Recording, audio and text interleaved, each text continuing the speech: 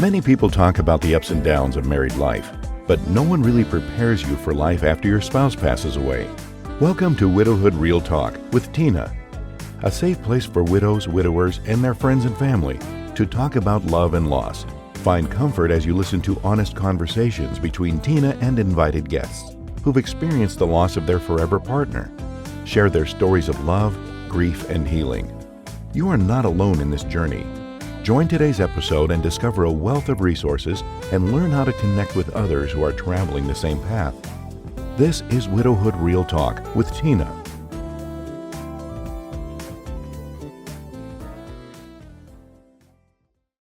Well, we are at our final conversation with Francisco and Jessica, and I am just so grateful for their level of commitment. Welcome to the Widowhood. Maybe your final conversation with this, but maybe not final overall. Thanks for Thank you. having us. Thank you for having us. Thank you. So, Francisco, my question to you, I should say, friend, we friends now. I know. What was your experience entering the dating world? So I had no experience of entering the dating world, especially in these COVID times, that Mhm. everything was more complicated to do in person. Everything was complicated also because I didn't know anyone really in the area. Okay. So I remember I talked to one of my friends and he told me about this app, Hinge. That was the one that he actually also used, and actually now they are married, went to their wedding. Mhm. So he told me that one was like probably the one that I should use if I wanted to find someone that was serious, open for commitment and being serious on our relationship. I'm glad that you mentioned that because a lot of people, as you saw my mouth drop, Mm. everyone has their opinion of what they think is on a particular app. And Hinge is probably, and this is not TikTok, so this is real talk. Yeah. Hinge, a lot of people think is a booty call or a hookup kind of app. I hear Really? a lot of people saying that, but I can't, I'm just saying what I hear. You are probably the third couple that I know that met. Hmm. I'm guessing you met on Hinge, but I know three couples that have met on Hinge and married. And I'm glad that you said that because you don't know what is on that app until you try it out and see. So I'm glad that you mentioned that. So some people that were thinking, well, Hinge is just this and that, not so. I think it really depends on who you are as a person and what you're going to attract to you and what that's going to look like. And when you find out what's attracting to you works, then you pursue that. If not, then you pivot. So I'm glad that you mentioned that. Jessica, what was your entry point into the dating world? What did that look like? I started on like match.com Okay. and matched with some interesting people. You've heard the stories there. It was just not going the way that I was hoping it would. Okay. And so at some point I said, okay, that's it. I'm going to switch dating apps. I've heard Hinge was but on, the television and stuff, they advertise it very much as like looking for somebody that's serious, wanting a serious relationship with them. And so I went on Hinge as well. And then in between that, I also dated a fellow widow who I met through a support group on Facebook. And it was a relationship that just wasn't right. You know what I mean? Like you can like a person, you can love a person, but know that they're not the right person for you. And For so sure. I moved forward after that into Hinge and talked to some people, and then then we matched at some point. I I mean, think like really was never dating anyone from there, but I think I sent you a message actually because it was something that you were looking for someone serious, blah blah. But since I cannot find it, we were talking about this. Then is when I told you this is probably not the site. I was like very yeah, negative you at were very his first message to me was so negative, and I was like, well, a girl can hope that she finds the right person, and then we ended up just chatting. Yeah. And like 20 minutes in. So on this particular website, so on like Match, you can say whether you were divorced, if you were widowed. They didn't have that on Hinge. So we did not know that we were widows mutually until we started talking. And about 20 minutes in, I asked the question like, so why are you single? the good old, why are you single question? And he said he was a widow, and I freaked out, and I was like, me too. Oh my Yeah, gosh. I was shocked So when I saw you are very young. yeah, That was my reaction. you're, I mean, you're a little older than me, Huh? Yeah. just a little bit. We have a Thank 6-year you. age gap. So like, Oh, okay. yeah. So I was widowed at 34. So I guess I didn't know Yeah. that was your reaction as I was young, but Yeah. yeah, I mean, happens Yeah. to people who are much younger than us, but yeah, so we just And I think that helped chatted. us connect. Hold on. I want to go back to this first super encouraging comment you made. What were you when you sent the message, friend? What were you in your head like? How it would be received versus how it came across? Like when you were typing it up, were you like, I'm gonna give her some cool tips on dating, or it's just what came to mind? How did you think it was gonna land? No, I just like her profile. She was living not far from where I was living before. Mhm. So then I just enter, send her those messages, and we start chatting back and forth. It was very fast replying actually, which was nice. Yeah. So he like his initial, and you're gonna have to remind me because right now I'm like, I regret that we deleted the I know. So like when you conversation. delete it, you can't go back and see all of the messages. But, Oh, like okay. it's so the first one was something that I had written is that I was like not looking Ye- for a project, that I Yeah. was hoping to find somebody, stable and Mm. somebody, that was, and he came back with a, well, this might not be the website for you. And I am, you had shared with me, because that was like literally the first point of talking. And yes, it was pretty negative, but I was like, we were living in COVID times, and I was like, you know what? I get it. Like post-COVID, I guess it's not really Yeah. post-COVID, but yes, post-COVID. So I was like, I don't know what he's going through. So I'll just be like, approachable. And Mm. then, I mean, what went from a very negative start, he's probably 1,000 times more positive than I am in general. And so it's really funny that that's sort of how we got our Yeah. start. And Now I'm wondering, was that you being joking? Because I realized that you are much of a joker. So was that supposed to be landed as a joke, or did you think it was like real advice? was sort of true in a way that I was like just tired of the app itself. So I was about to give myself a break. Well, and I think rightfully so, because when you come in now, now that you're a widow, and I knew that, but like it made more sense why he came across, because it is so hard to put yourself back out there Mm. after becoming a widow. And Mm. it's exhausting for not a widow to go on, online dating. It's exhausting. I would dare And say most people want to yeah, get to the good part. They yeah, want to get to the part where they have their person again, where this relationship is established, that someone knows me inside and out. But unless that's the minority, it takes time to build that type of communication. So this is not TikTok. You can have your drink right there. You don't have to- yeah. Oh, well, it's not a drink. It's just coffee. I swear. No, but I'm just saying you don't Just have to coffee. make that major stretch, because on No, TikTok, it's really funny because he gave this to me as one of my gifts, and it has my nickname in Spanish. This means like cute, affectionate, cuddly one. But I'm always Aw. afraid when I take it out in public, people are gonna think that I'm drinking alcohol. Mimosa. let them think what they want. In the morning at 9 Yeah. o'clock. It's That's fine. what I thought. That was one of our first conversations too. That when she said that she liked mimosas, I told her mimosa in Spanish actually means like the cute, loving one. Yeah. So then we always make that. He's mimosa. I'm mimosa. So you make a good point, Jessica. Yeah. The idea of dating, for me, I felt like my dating experience was very different being a widow than what it was young Tina before I ever met my husband. Yeah. And from talking to other people, if something didn't go well and all those getting to know you moments, it seemed to hit harder than the idea, because I think for me it was like, this could really be it. Like I could be by myself after having a good relationship and having to settle into that. Before, when I was younger, it's just like, oh, next one, da da da da da. And it's like, oh, Yeah. child, you 51. Like, I don't know now. Yeah. Well, I will say for me, going back to like when I was dating on like Match, the first person I dated, what I guess like you could say dated, but I don't know. I guess we were still like talking, dating kind of a thing. Getting to know each other. Getting to know each other. You've heard all these stories. This guy I thought was just such a good person. And I got love bombed very quickly. I was told too many personal pieces of information too fast, but I just thought, oh, it's just a person who needs somebody to talk to, you know?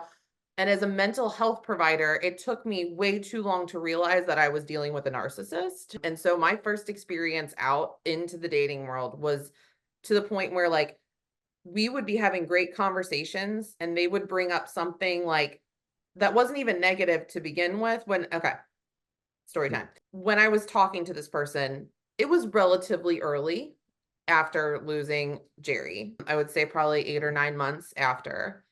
And when we were talking, he and I were on the phone and I was going to switch it off. But when I got in the car, it switched over to speaker and my kids were in the phone or were in the car.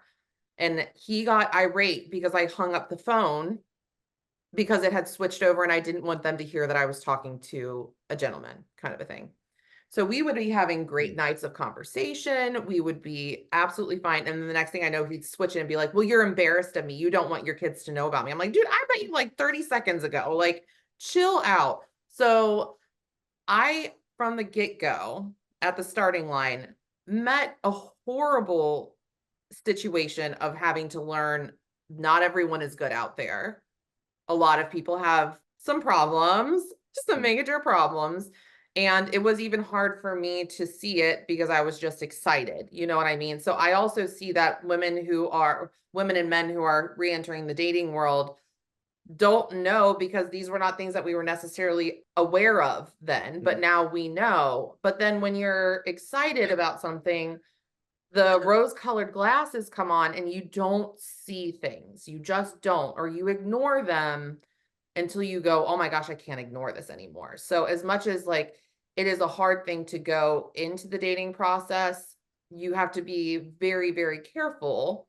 So I think that's where it gets exhausting. It's not just the people that you're meeting, but having to be so on guard because there's not just people who have major issues. There are people who are legitimate, like scammer type people who, I hate to say that, but there are people out there that are just like, it's not good. So you have to just be careful, I think, in general when you're dating again, but especially as a widow, because I think people have assumptions about us and especially the financial aspect of things. I think people think, oh, well, they have money and they have this and they have that, and they're, you know, and not realizing like, I'm sorry. Everybody doesn't.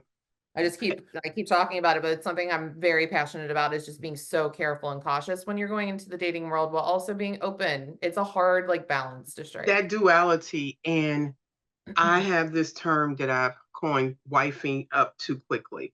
Yeah. That we are, well, husband and up too quickly in your regards. And back to the point, we're accustomed to talking, being in a place where people are sharing and doing things like that. So we may not even pick up the love bombing because we yearn to be in that type of scenario again. Yeah. But in doing that, someone hasn't earned the right to have that space in our life. Yeah. I mean, we've met you online. I may have not met you in person. You think I want my kids to know that you exist? You're still an Right. experiment to all reality. I have not even given you my real phone number. Like, you don't know my middle name. Like, they're the discovery process. And I often relate it to the idea of a job interview. You're interviewing to be a part of my life. Yep. I don't need you. I'm wanting to have someone in my life. Mhm. And when I think about some of the most important jobs I've had, there were layers of interviews or panels or different people involved in that. And I have found for me, it takes about a good 6 to 9 months before people start being really comfortable. And you may have heard them belch one time and they're no longer pretending to keep everything, on the up and up. God forbid you hear somebody pass gas. You're like, I know we're comfortable now, but you're doing all this stuff to present the best part of you. But Mhm. there's more of you behind that. And I too caution people. There's a lot of conversation like, do you put widow or do you not? How soon in do you tell someone? Fran, for you, it sounds as if it was easy to lay this out front. I'm a widower and this is what you're getting. But some people think you shouldn't. What would you say to that? No, I tell you why, because I found that whenever I said I'm a widower, then it would be like the trigger, the point from the other person that, oh, I'm sorry, I feel bad. And then it's like, then the conversation just dies.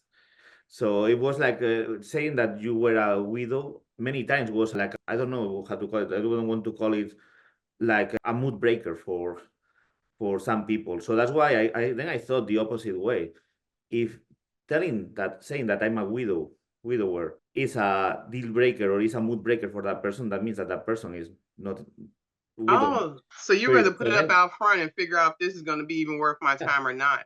Okay. Exactly. So then I use it just in the other way around. I said, okay, I mean, I'm not gonna just say, hey, I'm Francisco, I'm a widower, not like that. But if I saw that there was some at least back and forth in the conversation, I found that it was important to mention that early in the conversation, because it's again, many people were like scared or didn't know what to say, or even just they would thought they changed their tone or even ghost you. I don't know if that happened to you, but Thank I found you. more the pity, yeah, pity. like Okay. especially you have to be so careful of like the Superman complex, like everyone trying to be the savior.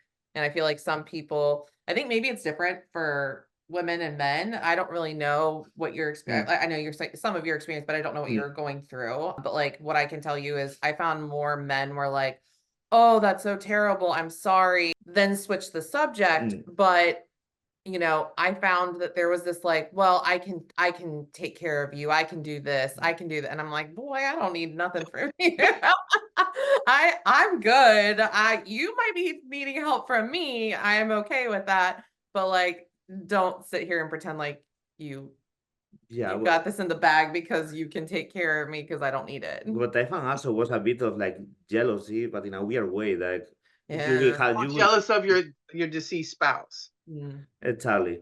So I also dated for a very short time before her, someone I also met through him. It was more like you will get over, you will move on, like saying like don't talk about her or don't even think about my late spouse. So it was weird because in her mind she was at a divorce. In her mind, I was dealing with a divorce. But I told you in our last conversation that widow is like a forced divorce. We don't want to part ways, but we are forced to divorce in this sense. Right. So that's what I found, that some divorced people they wrongly thought that being a widower is like a being divorced. That and I say, no, I love that person. I love that person still, and that will be the rest of my life. I mean, we always talk very openly about this, that I love my wife, she loves her husband, and that's something normal. It should be like that. Thank you for sharing that, friend. I can relate to that.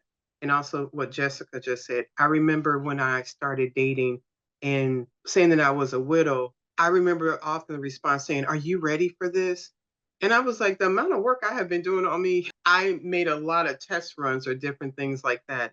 And then maybe sometimes the first conversation or within a month, I was going, you're not ready for this. And you asking me like I have done the self-work. And it's interesting when people make an assumption because my spouse is no longer here, where I'm at mentally, physically, spiritually, and my ability to comprehend.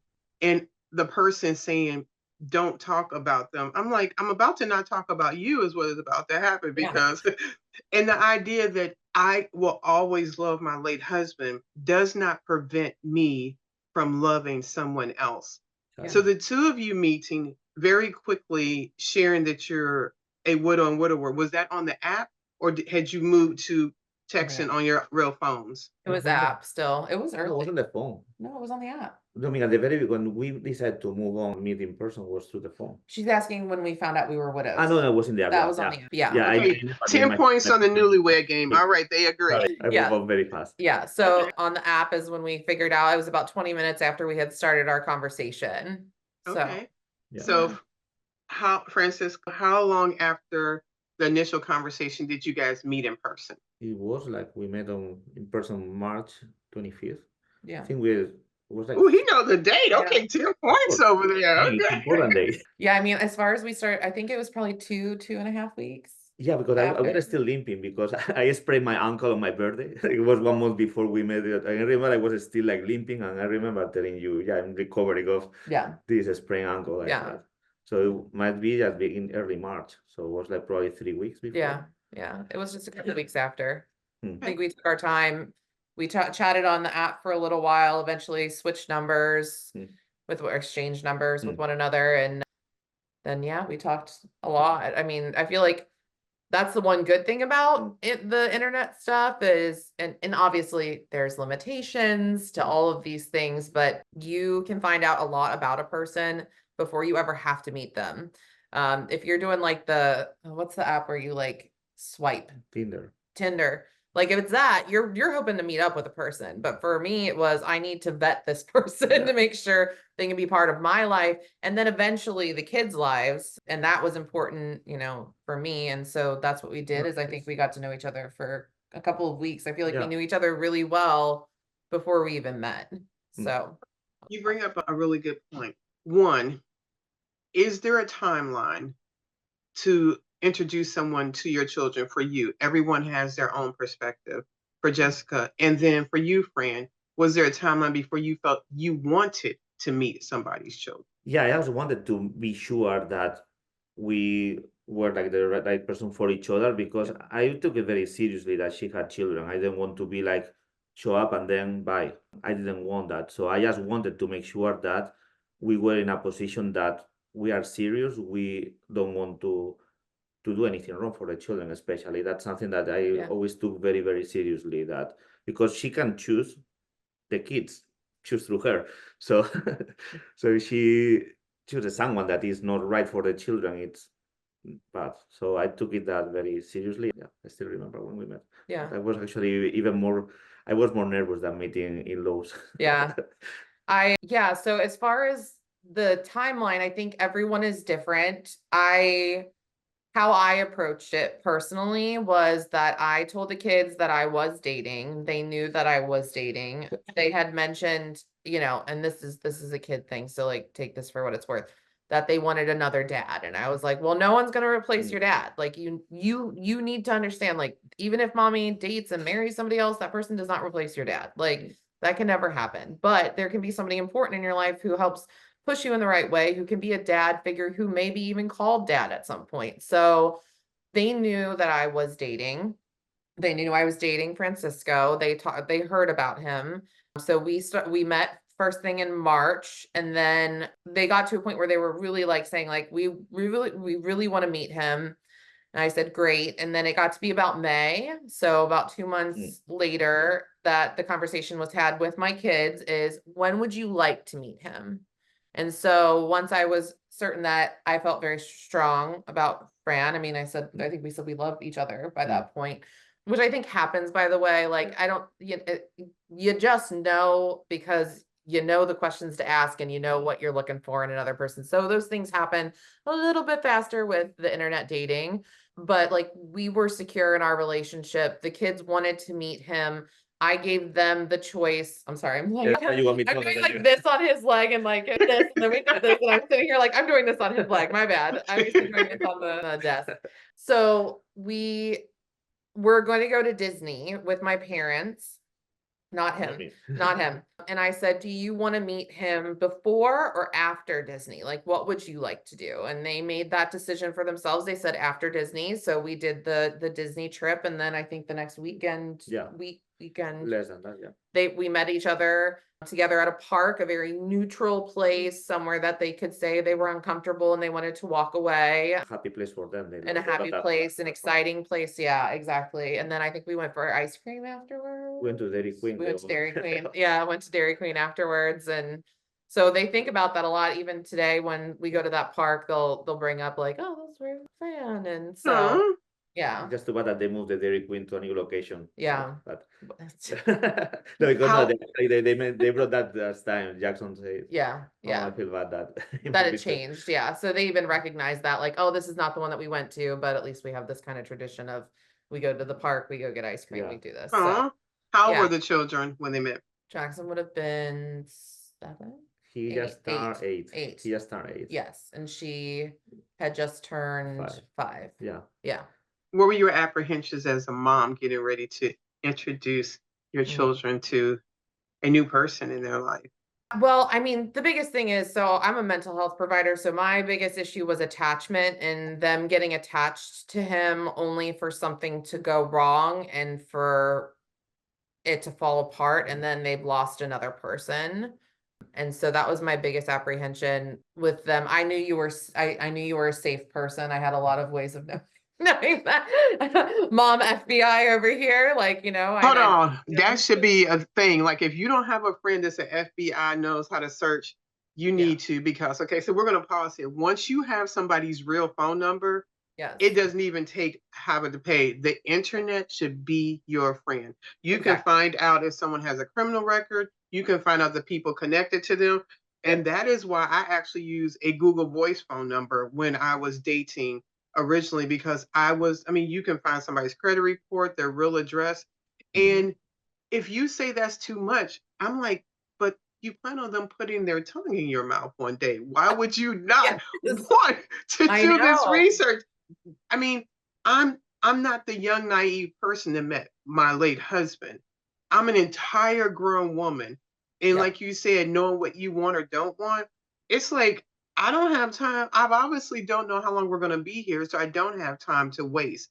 So I totally just encourage people to do some research when you're looking to get closer to someone, because unfortunately, who people present themselves to be may not be who they are. And if you go, well, I feel like I should trust them. Why? You don't know them.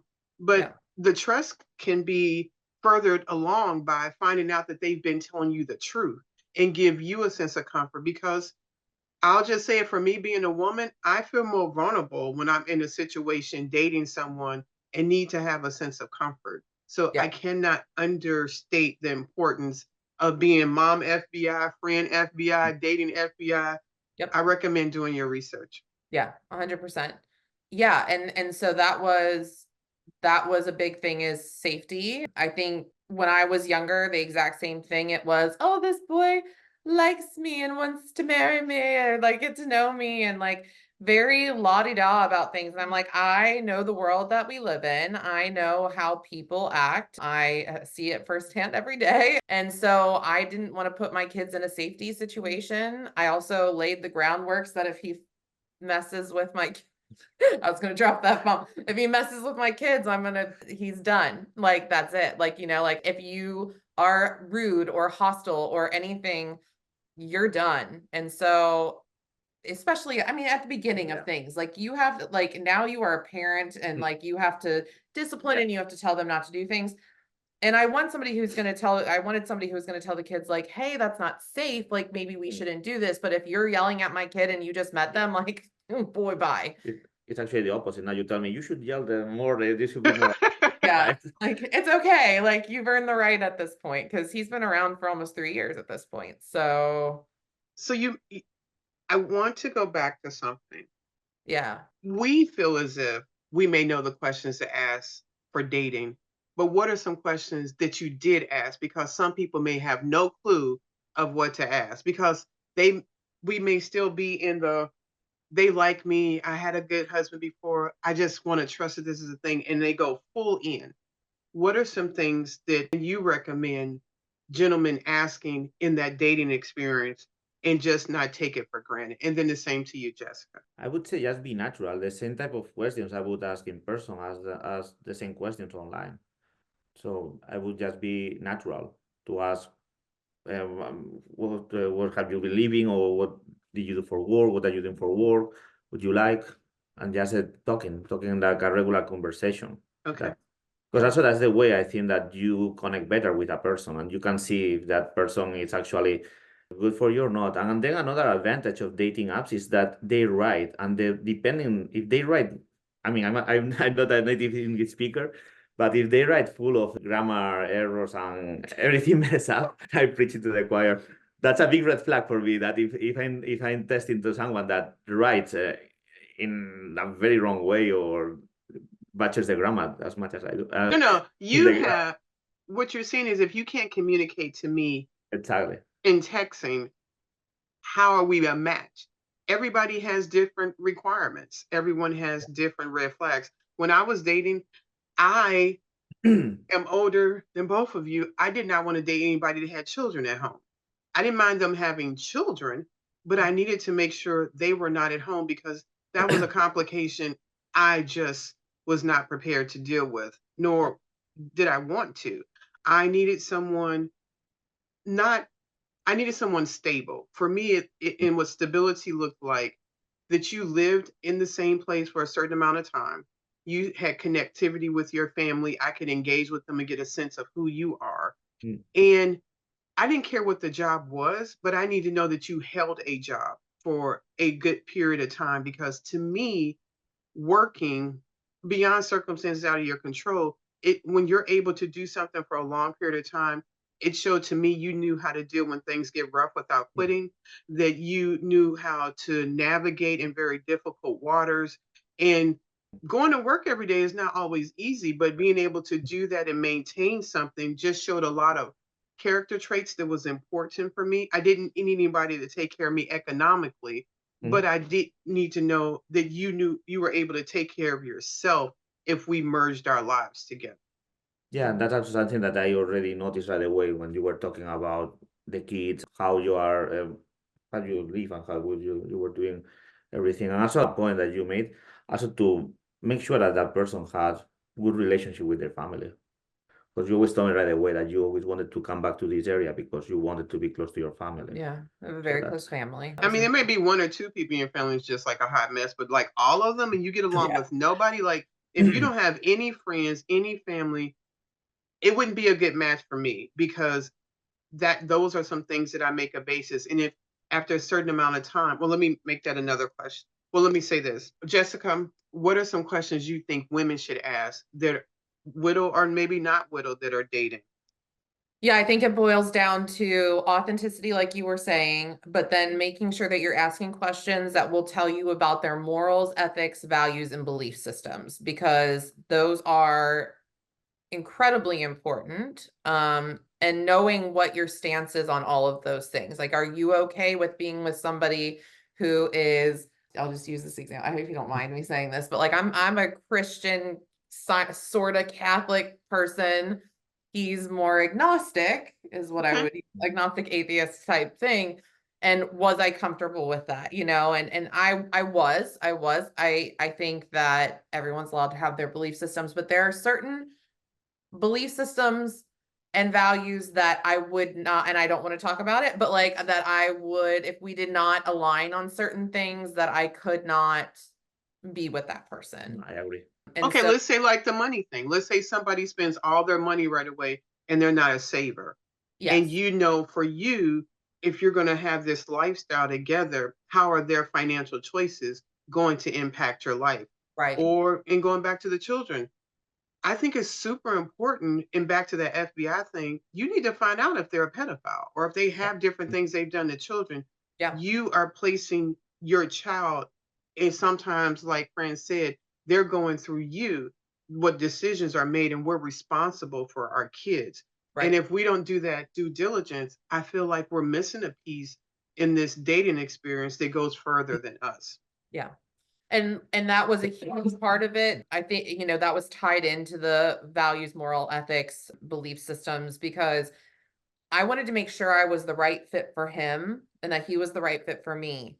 And then once you've established that that's the case, you have to, in the process of all of this, ask those questions of, if this were to work out, if we were to go this far, and you have to be unabashedly asking these questions. You cannot like hesitate, because this is these are your children that you're talking about. Is I just want to make sure that you want to have some role in their life, that you want to, and what does that look like? And so I remember asking that question very specifically, is like, how would you deal with another man's children are in this picture? And he said that he would, you know, when the time came and everything, that he would love them as his own. And that was incredibly important to me.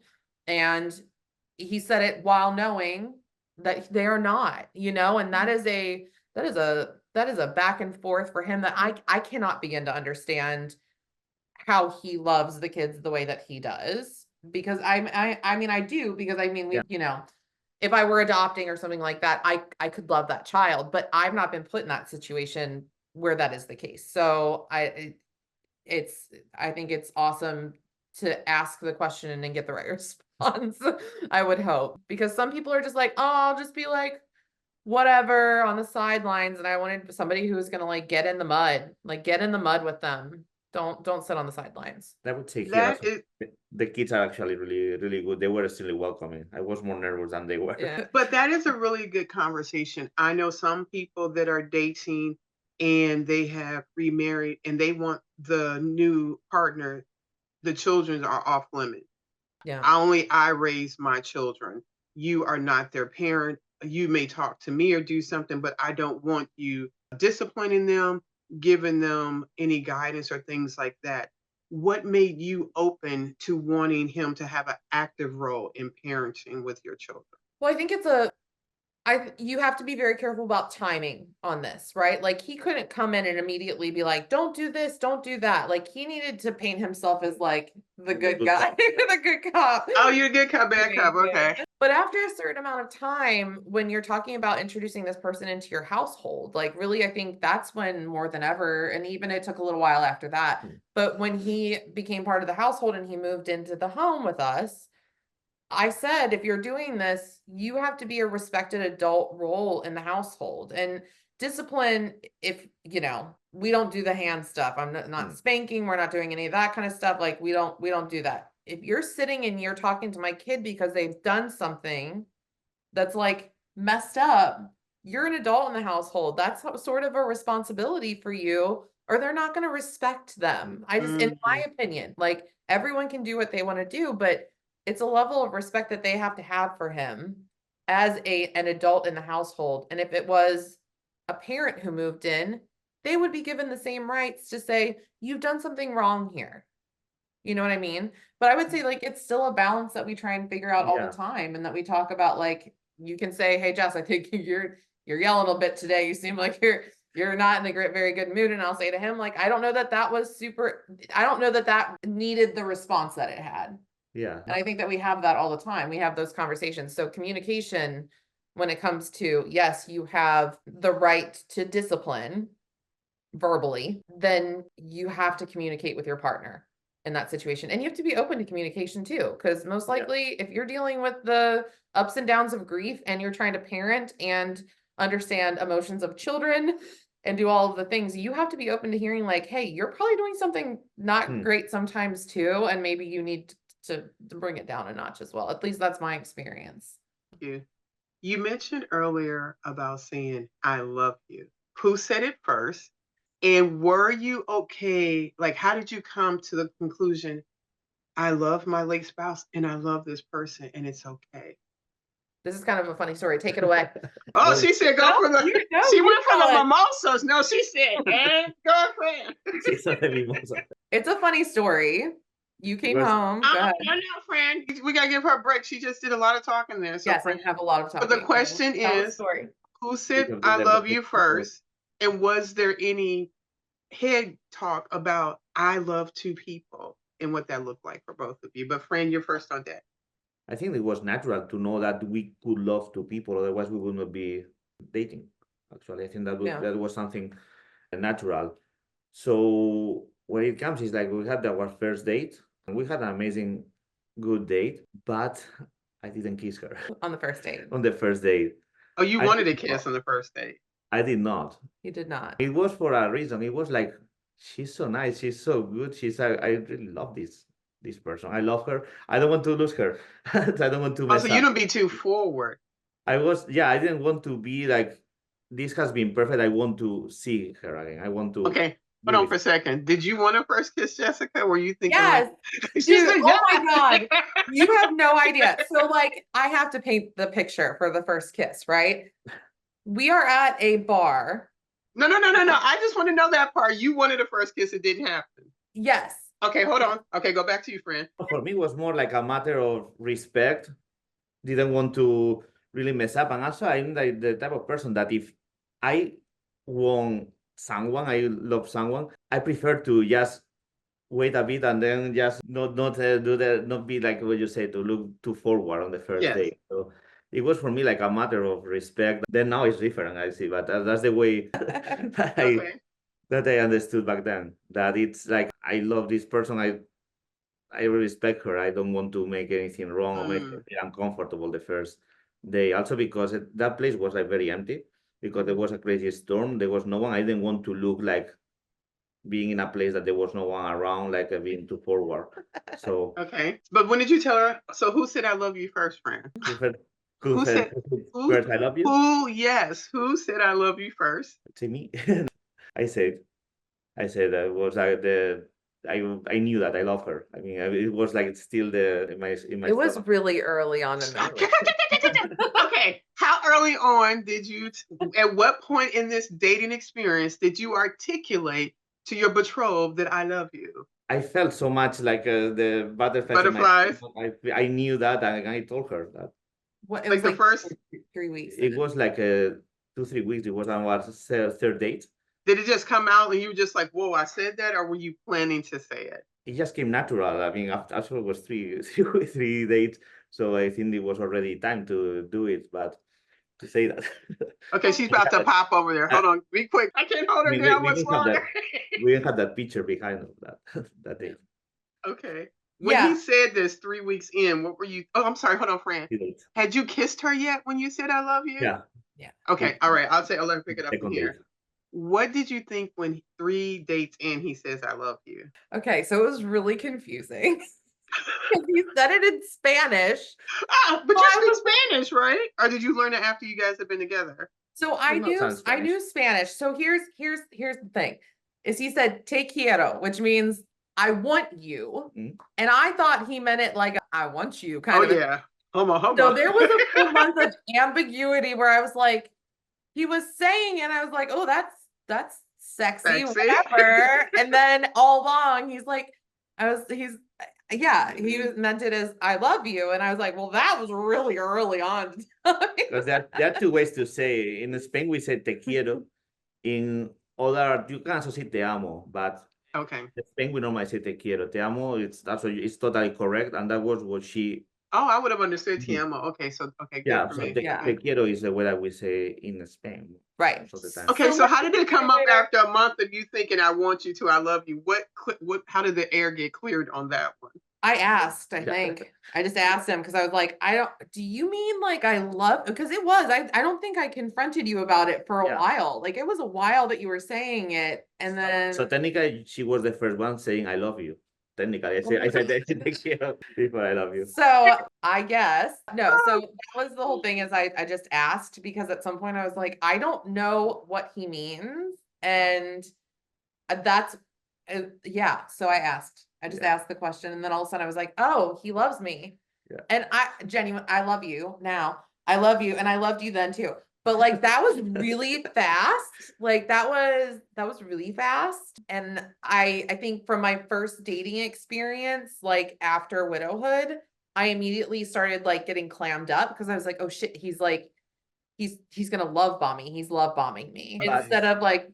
No, go ahead. But it's also the way that I felt. I mean, the same way that the first date I didn't kiss you because I didn't want to look too forward. Then I said, this is actually I want to be quiero this person. Yeah, I want to be with this person. Yeah. So that then is when I said once I really want to. Yeah. Then. Yeah. And I think that there was never a point for me, I did a lot of work for myself as well. A lot of the therapies, did group therapy, did individual therapy, read books. And I remember reading The Hot Young Widows Club, and Nora, who, if I ever meet her, she is like, but in that book, she talks about like, love is not finite. You cannot just say, I loved this person, and everyone's allowed to do whatever they want to as far as moving forward. But love is not finite. And I can love this person. And that was a conversation we had very early on is I can love my person that I was with and also, or my partner that was lost and find love again. Otherwise, we wouldn't have been doing what we were doing. We were not hooking up. We were not doing the, that kind of like relationship. We were doing it to find our future. And so we knew very early on that we had to be able to do that and to be able to love and what I don't know how I used to quote it as like a polygamist relationship on a spectral level, so that you're loving multiple people at the same time.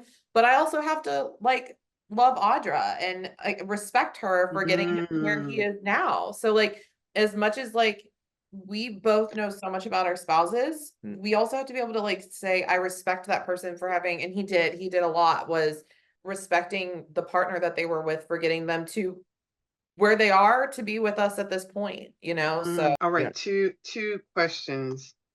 Little bit of what was intimacy like, knowing that you had been with somebody else for so long now to make love to this person? One first. go ahead. I talked a lot. And she's blushing Oh, over Lord. that really is. That was not a talking like it's like she asked them, like, I don't know. How was so? Yeah, we also took our time some weeks because again, we don't we were like when we were too serious, we are like too serious on this relationship to move it forward. We don't want just to just hook up and then bye. So we Right. wanted to But make that sure is that we were at a point. important because you were dating for a long-term commitment. There are Exactly. some people that are dating for a hookup. Yes. And so everybody's going to navigate this the way they want to, but there are some people going, making love to somebody else for the first time. How does that work? What does that look like?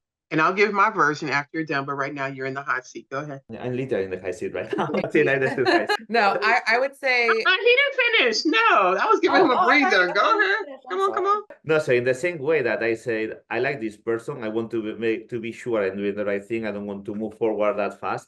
In the same way that the first day didn't have the first kiss, also I prefer to have like more time to know each other, to get to meet each other, to have a quality time, to say take care of before, Yeah. obviously. So we took our time for that. Good. I don't want you to say that the time was around 1 month plus. Oh my God. Yeah. So Okay, hold on.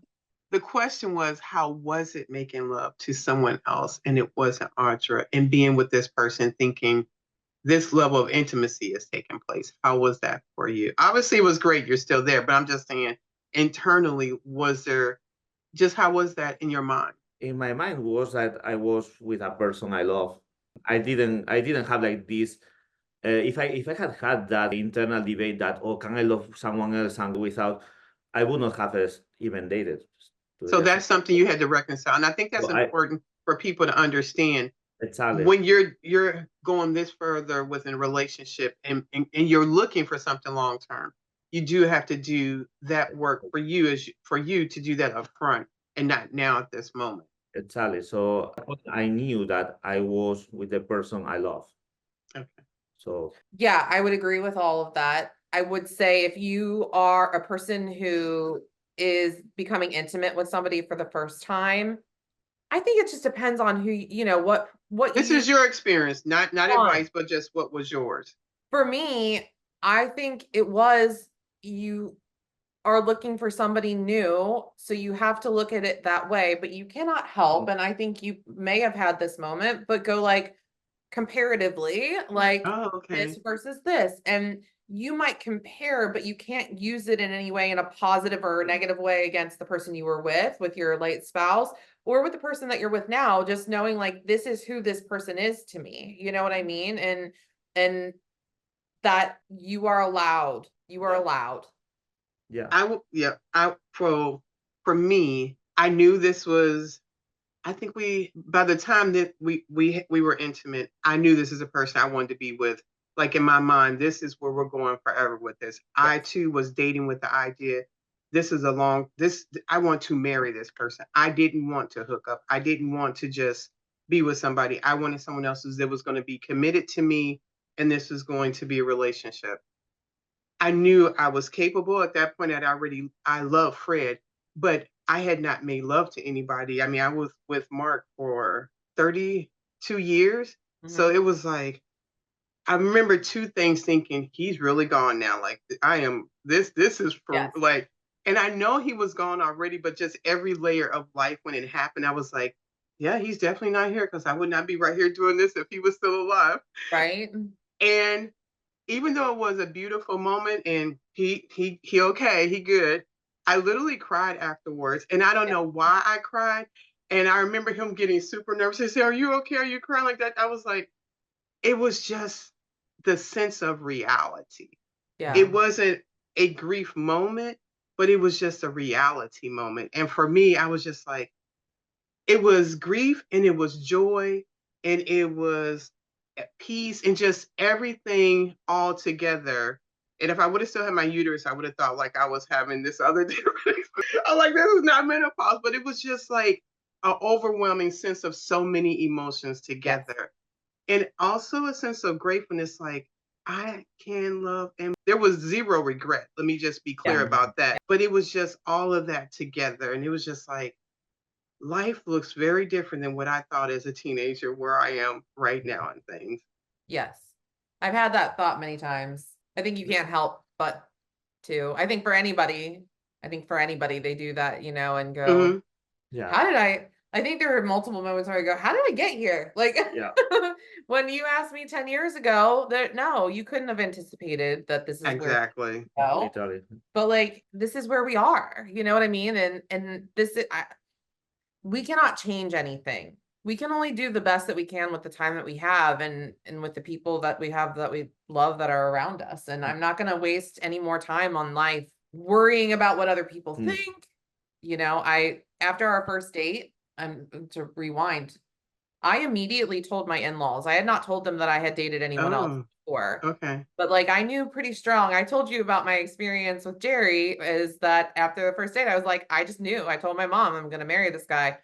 And I remember being so distraught about him not kissing me on the first date.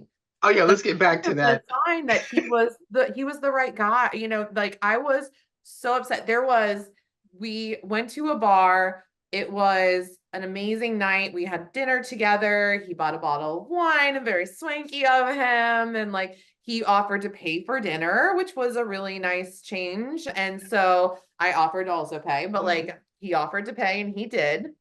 And then we didn't want the night to end. So we went to a local brewery that was across the street and we stayed there. And it was March, but all of a sudden this insane storm started and it's called a thunder snow. Yeah. And it only happens 6 times a year in the entire world. And it happened in Ohio on this night. There is thunder and lightning happening while snow is falling from the sky. And it was like once in a lifetime kind of a thing. And I was like, oh my God, he's going to take me out to the car. He's going to kiss me. There's going to be thunder and snow and lightning. And it didn't happen.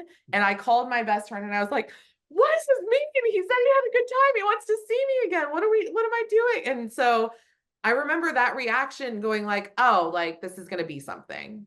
You know what I mean? Like, and you kind of know where you have to like, just put your time, energy, and like love because time is limited and you might as well do it. Sorry about that. Went on a rant, but No, I wanted to hear about that. And at what point was the first kiss? In the next date. It was the next date. And I asked consent to kiss him. Brady wouldn't do it. I am not having this twice, sweetheart. That's exactly my thought. No, We're out of the car, and I'm like, I am not going home without a kiss this time. And I asked him, I said, "Can I kiss you, please?" And he I was thinking also by the end of the night after we were talking, and I thought, yeah, we have to. And then she said that, and I said, "Oh, yeah." We were standing out by the car, I guess, at the end of the date, and it felt like we were both dancing around. And I said, "Screw it, I'm just gonna ask him." And I think you have to take that. If like as a widow, you got to take the opportunities, whatever it is, and just ask the questions. So that's what I did. I want to say, Fred and I can't remember how long we were dating. Anywhere from 6 weeks to 3 months. And he was just so wanting to not be forward. He was so wanting to understand. He had been divorced. He had no concept what it was like to lose a spouse.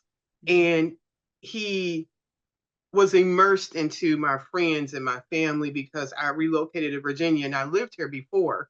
So I had my core group of friends here. My sister was here. So he had a good sense of who I was. His parents are both deceased and had just some family in Georgia, but his sons were here. And so very respectful, he waited for me to kiss him. And I'll never forget, we were in his condo and he was doing something. I was like, I'm going to kiss him. I don't know if I thought, but I just felt like it was the right thing to do at that moment. And he was very receptive of that. But those steps I think it's for each person to decide when it's going to be right for you, because it can be very something you're very apprehensive about. It's something you want to be sure about. But I would say, if you're dating someone with the idea of having a long-term relationship and you cannot see yourself holding their hand or being intimate or wanting to share that with other people, you may want to evaluate what you're dating for, what you're looking for, and why. What would you say to that type of advice to somebody? No, You- I've talked a lot. You go. Would I say? I mean, again, it's coming back to the previous point that life moves on, and even if it's sad what we went through, we are still young. This is did she freeze? Oh, I think we lost her. Okay, but it did freeze there. Okay, Yeah. I wasn't sure. I am hardwired in to make sure of that. Okay, yours just went from red to yellow. So are you on wireless? yeah, I'm on a laptop. Okay, you're good now. So let me back up because I don't know how they'll be able to edit that. What would you say to that type of advice? If you can rephrase the question, maybe it can be Oh, better for everyone. I forgot. Okay, we're gonna scratch that and go to something else next. Okay, so Jessica says she's getting this date and you're not leaving without it. How did the proposal work? The proposal for marriage or for Yes. Yeah. Oh, what other proposal is there? I don't know to I'm gonna go with proposal for marriage. So let's back up. So Jessica makes sure that she gets this kiss. She's not leaving home without it. How does the proposal for marriage work? Or for did the it work? we were already just planning to live together. Oh, Uh, okay. So I was in the middle of basically just moving from my old house to here with her and the kids. So we had already been talking about that would be important, especially for the kids, to have to show some commitment and to show also like a commitment to each other, to have a ring, to have like we are not just informally dating, we are doing something serious. So that's something that I really thought about that had to happen. So we went ring shopping, and yeah, one day we were in spending like a weekend out in Indiana. After dinner, going out, I proposed to you Mhm. in the bridge on the river. Yeah. And you asked the kids for permission, which was the important part for me. Aw. I said, I don't Exactly. care if you ask my dad for permission, no offense, Dad, but I do want you to make sure that you ask the kids because That's true. they That have was to be yeah. the deciding factor in That all of was these things. 1 week before that I told her, and then Yeah. I just talked to them and I asked them permission to be with their mom and with Mhm. them and here, and they were really excited and they were extremely welcoming and they made my life much easier. Yeah. Aw. Did you Yeah. show them the ring when you were asking them? I don't think you had it yet. No, we didn't have Okay. it. Yeah. So Yeah. I Wow. think we did the same with moving in as well as, if you're a widower who has children, my number one goal was to go by their lead and to go by what they wanted to do within reason, because I think there are some, I was lucky. I was lucky to have kids that were excited for having a new person in our life who needed that. So I am not everyone's story, but for me, the most important thing was making sure that they were part of our story and that they are part of this relationship, because that's how it would have been with their dad. Like it has to be a whole group. It can't just be, oh, well, I'm moving on with this guy and I'm moving forward with a marriage and you're just gonna have to deal with him being in the house now. Like I wanted them to actively participate in the relationship so that I knew that they were okay with it. I wanted the honest truth, and it never Yeah. stops that we don't keep talking about it. You know what I mean? And talking about their feelings about their dad like in relation to Fran. And there are times that like you'll say stuff or do things that you can see right away that they think about their dad. And so that's something that frequently, and Yeah. he's very good at addressing issues, questions about Jerry, encouraging them to talk about Jerry. So while the proposal, he did all of that, I think that we have to also include like the kids were part of every one of these steps. And if you can include your kids in those decisions, I think life's going to be a lot easier. Yeah, that I was like that. earlier in the year Yeah. when I had that conversation with the kids. Yeah, it was also January, and then a couple of weeks later is when You proposed on a bridge. and she said yes. Yeah. You guys have pictures of anything from that night, or that we We can? have I do. pictures, yeah? Hold on. I can grab the one from here. Ah, the one. Okay. And can you share that so we can put that in the blog too? Oh, yeah. It's the one. Okay. I use these mixed tile things and they're kind of nice. So this is the night that we got engaged. Okay. Yeah, that'd Yeah. be so cool. You mentioned something earlier that I want to circle back. Oh. Te quiero. Oh my God. Okay. And it's sort of out of order, but we mentioned it earlier. You said Yeah. we have the permission and we have the right to continue living and loving. I feel like society gives that right more to men than it always does to women. What would your thought be to that, Jessica? Oh, yeah. Okay. I would like to say I have been, for the most part, very much supported by the people that are around me. But I hear a lot more stories about women being shamed for them moving forward than men. I I think it's because society has a tendency to think that men can't do it all on their own Hmm. and women are expected to. So I think, no offense, but like I think that's just how people look at it, is they're like, they need a woman to be able to take care of the household and blah blah blah, and oh, she'll figure out how to mow the lawn. She's gonna be fine. And we as widows, I think, are pitied while widowers are seen as helpless. I And never saw it that so, way. Okay. yeah. So I think that's what kind of sets it up as we pity her, we feel bad for her, but she has to stay where she is when the men are helpless without a woman. So absolutely, men need a woman in their life to be able to help them with A, B, and C. For us, we are expected to make up the other part that the men don't do. And I know I said very like biased sex roles right there, but they exist. They exist for a reason, like I don't want to perpetuate them, but they do exist in our Right. culture. And so, yeah, I think that's where it comes from. I just think it's how people view it. And then also, I think it's partially the sex part. I'm sorry, I'm gonna throw it out there, is I think men, they need to have sex and women don't. So therefore, women shouldn't move forward because they don't need sex. Why would women ever need to have sex or sexual relations or a sexual partner? And men are expected to want that all the time. So therefore they need a partner. I think it's a lot of things. I could go on, I could write a whole book Oh, okay. about it, but like, Need one more episode. a whole other episode. But I think it's, I think it's a very much it's socially driven. I think it's inherent biases between men and women that just drive this narrative that we shouldn't move forward, that we should stay stuck, that we should wear black, that we should look always sad. Instead of, we are not going to do that. I refuse to be that and to do that. Thank you, Fran. I don't know what Fran, any opinion on the double standard between widowers and widows as far as moving forward and continuing to find love again and having that permission? I mean, I'm not in any widow community, so I can only talk about myself or what I see on her. So at least in my case, no judgment. If someone is in the right emotional place that wants to move forward in this way, but knowing where you come from, I don't see any problem on that. Okay. So that's what the way I feel, that you just simply need to feel that you're prepared and you are ready. Because again, it's like if you're not ready and you started in someone, maybe you are hurting that person. So you don't want that. Hurting Make that sure person. that you are ready to move forward. And in the case of dating another widow, is that she's also ready to move forward.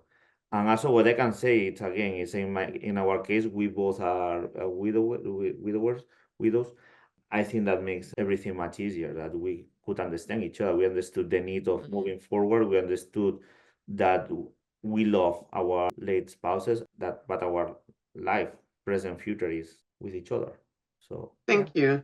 Speaking of you both loving each other and still loving Jerry and Audra, how do you support or engage each other when you may be having some type of grief wave or a moment where you're thinking about them?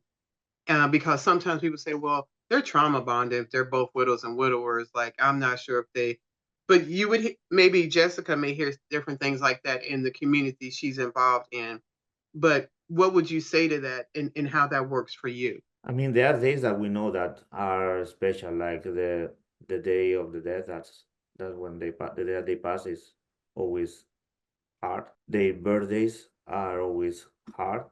The days of our weddings, very hard.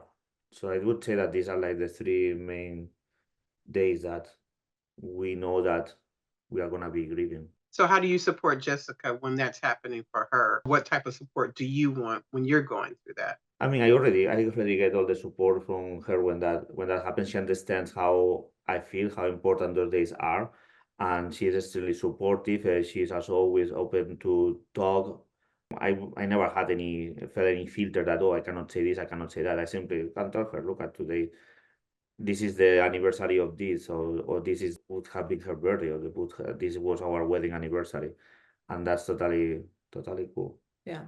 And not on those days too, because I think it happens a couple times a week that we'll bring up if something reminds us of our spouses, that we gave permission very early on. I mean, our first date, we talked about the being a widow and a widower, what that's like. You know, we're very open about that dialogue and saying we need partners who we can talk to about these things. And that was my take on it from the very beginning. And it's not just the big days, it's random weird times that something will happen and I go, oh my gosh, Jerry, blah blah blah blah blah, or Audra, blah blah blah. And I think that we just listen. We sit with the person, we're with the person, versus judging or cutting off or saying I don't want to hear this. It's just being with the person, giving them the space that they need, not like physical space, but just the space that they need to feel those feelings. And I think that was something, honestly, that attracted me to you early on, is that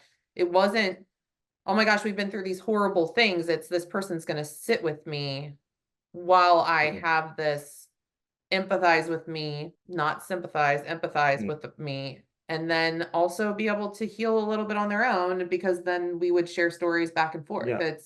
If it would be a question of like, this is what the holidays would be like, and this is really hard because of him not being here. Yeah, it was really hard for me and so we would be able to heal together, I think, in those moments. And I think that was the important. Yeah, and also again, there's also other things that there were things I would not do before because it reminds me of Aura, but then I realized that she does the same. I don't know, like watching a specific TV show, and then it's like I can watch this show now with a different perspective. That is not watching this brings me to the sad place of grief. Is bringing me to our current tense where we are right now. Okay. Totally different. Thank you both for that. The wedding.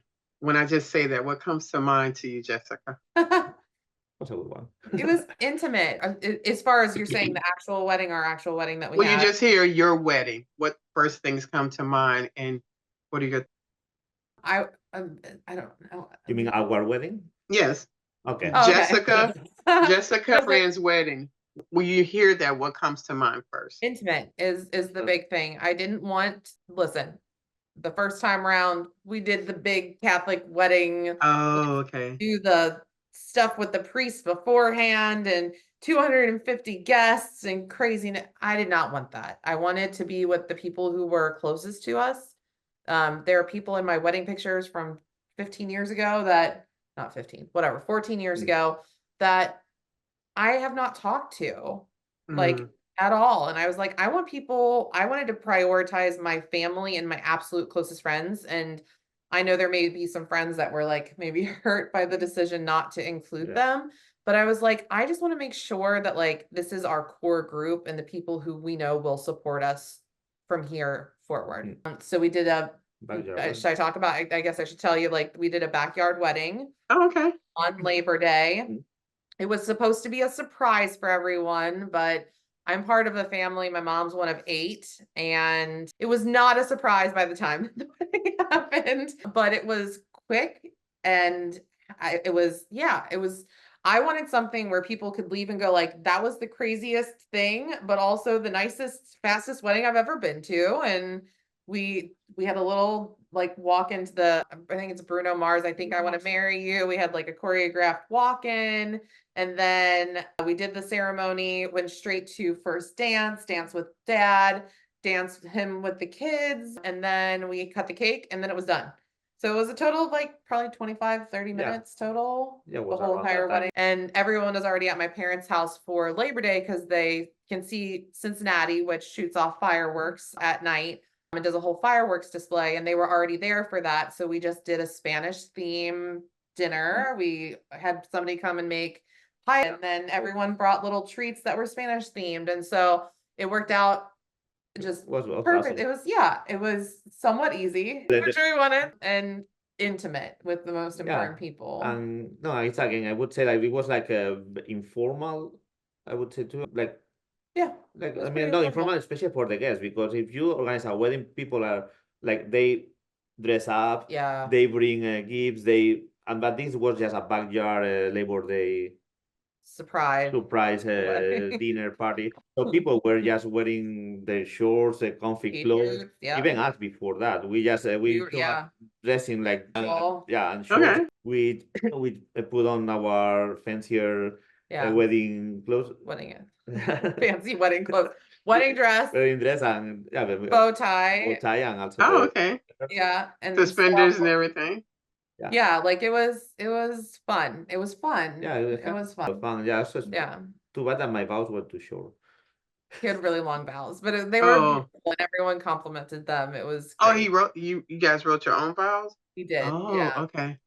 And she How- addressed me in Spanish. Oh my gosh, for like 2 seconds. That Yeah. was like cute. Yeah. Did you ever think that this would happen for you to have love again in your life? Like, I mean, you may have hoped for it, but like really Yeah, saw that it was like Yeah. this happened. I'd hope. Before I had hope, otherwise I would not have started dating. Right. But then maybe putting myself into darker times, that is like 1-2 months after Aura Pass, I'm in a place that I would have wanted me to be. But then that time I was not ready, of course.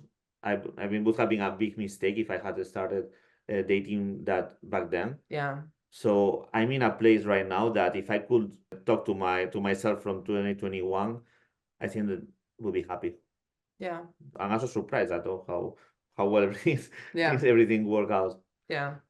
I agree. I agree with everything you just said. Yeah. For someone that is thinking about dating and their first thing is I had a wonderful marriage and nobody can be my spouse. No, What would you say to them?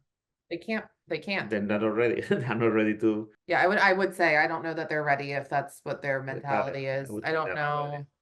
Like I would like to say like they can only know through doing, but I don't know that they're ready to do the dating scene if that's where they are. And I think you can say like I had the absolute best person for me at the time and still know that you deserve to move forward. Mhm.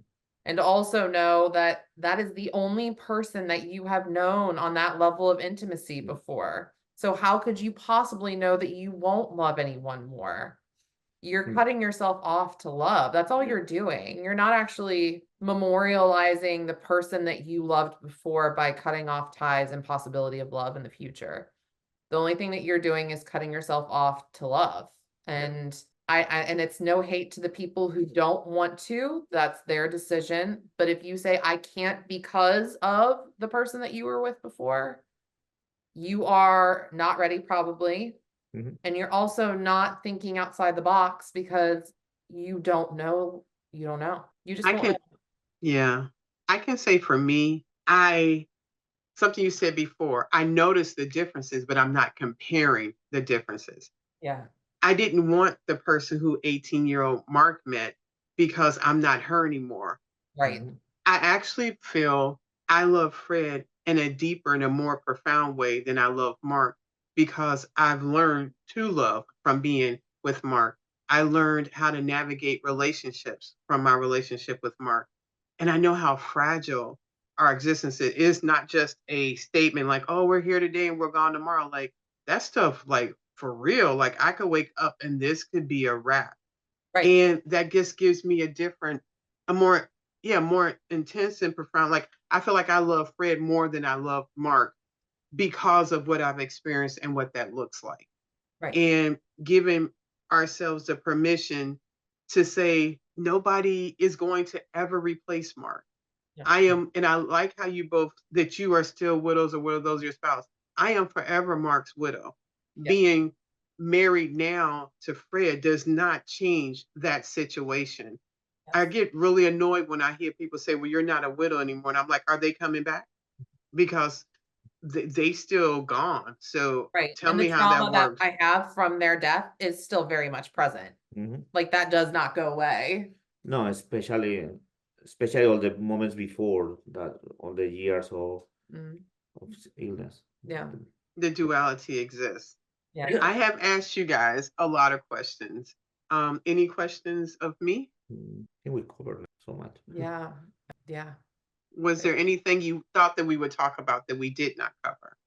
Maybe one point about what's your opinion about maybe how old is too old to restart to enter in the dating world? There's no limit. I have seen people like 70, 80 Right. date and get married.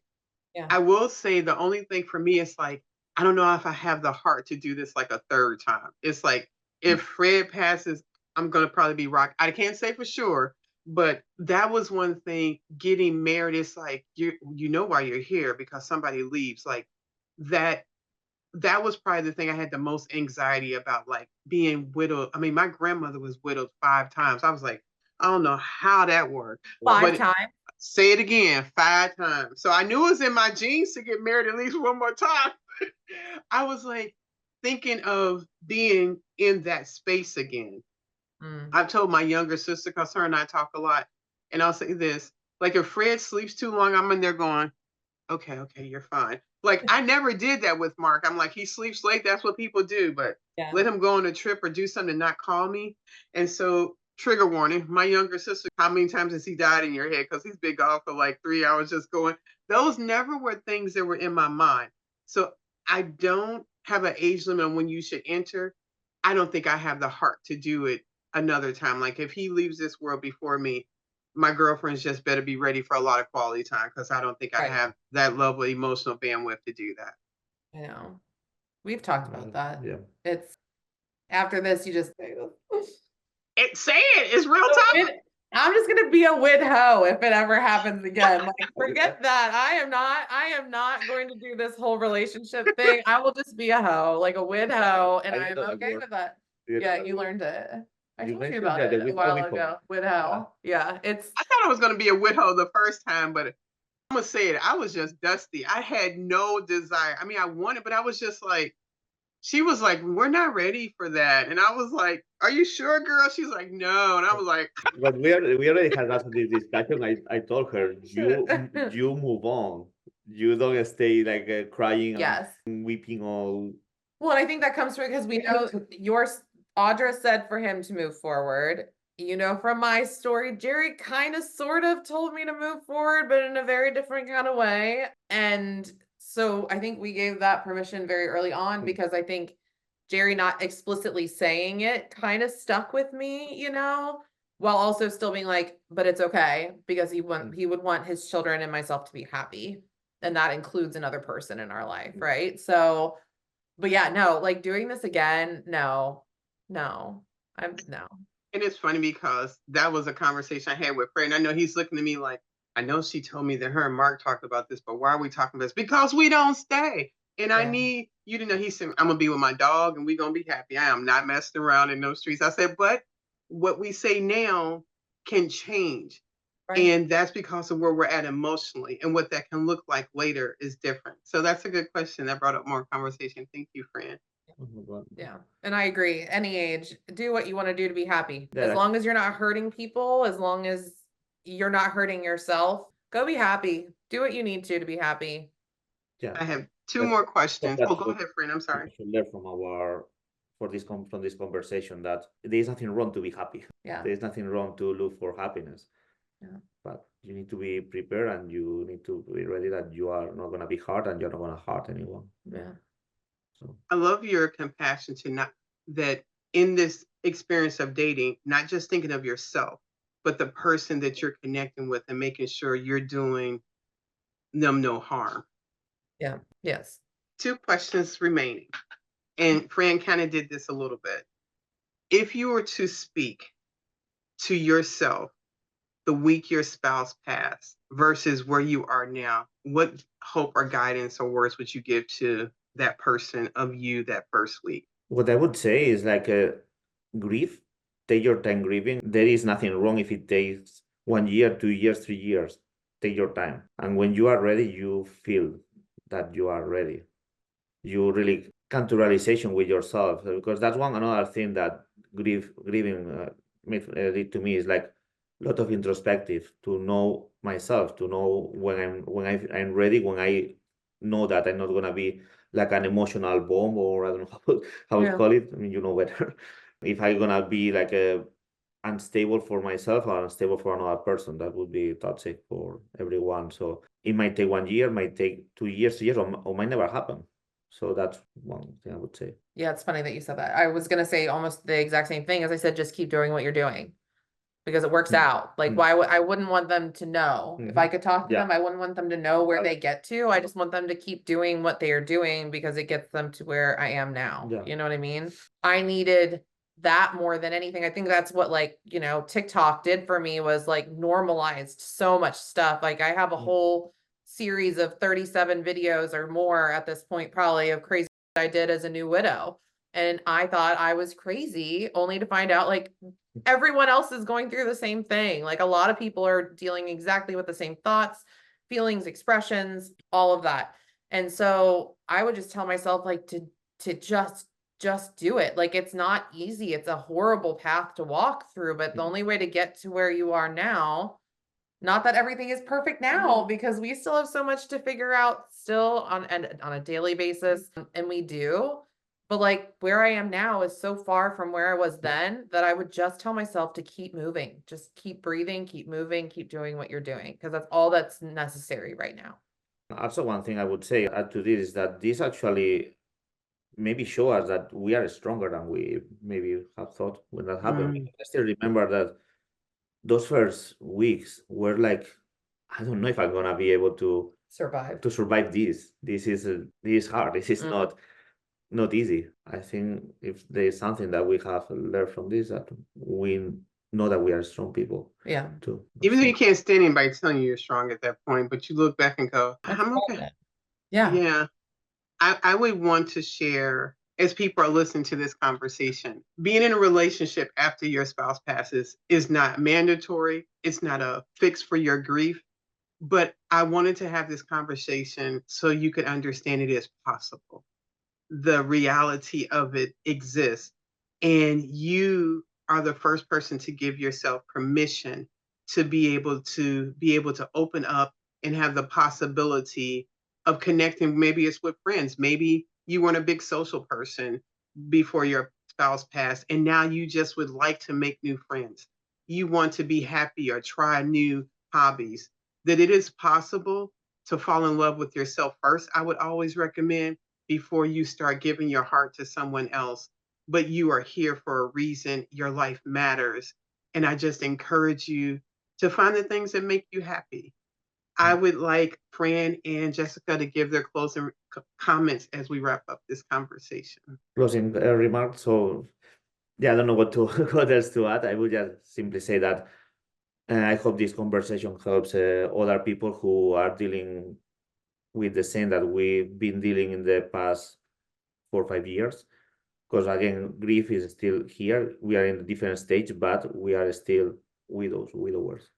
So I hope that this conversation can help someone else out there, that the way that they are feeling or thinking is totally normal, that we went through the same. Yeah, I mean, because we're talking about dating and marriage and all of the things, that I would just reiterate the finding your joy, being safe about it, taking your time, enjoying yourself again, enjoying life again, not because of another person, but because of how they make you feel. And then also finding ways to make yourself feel that way without them, because you also have to find internal joy without the other person. And I don't know that we talked about that as much as, is you have to really love yourself, find joy in life, and then also be able to include another person in it. And just do whatever it is that's going to bring you that joy, whether it's being with another person or not being with another person, because it is possible on either ends. And there's joy in both directions, depending on how you live that life out. So yeah, just glad that we had the opportunity to talk to you and get to know you a little bit better, but also to be able to express like, this life is not an easy one, but there is life. There is life, and there is joy, and there will continue to be. So, yeah. Fran and Jessica, thank you so much for having this conversation. Thank you for being prepared for whatever question may come and not dodging it, and just being willing to share. I appreciate you so much. Thank you for being here with the Widowhood. Have a good day. Thanks. You Have a too. good Bye. one. Bye. Thank you for spending another episode with Widowhood Real Talk. If you found the contents of today helpful, share the episode to anyone you know who may need it. Subscribe to the show and tune into Widowhood Real Talk each week. Then visit widowhood-realtalkwithtina.org to join the community and access additional resources. Remember, you are not alone in this journey.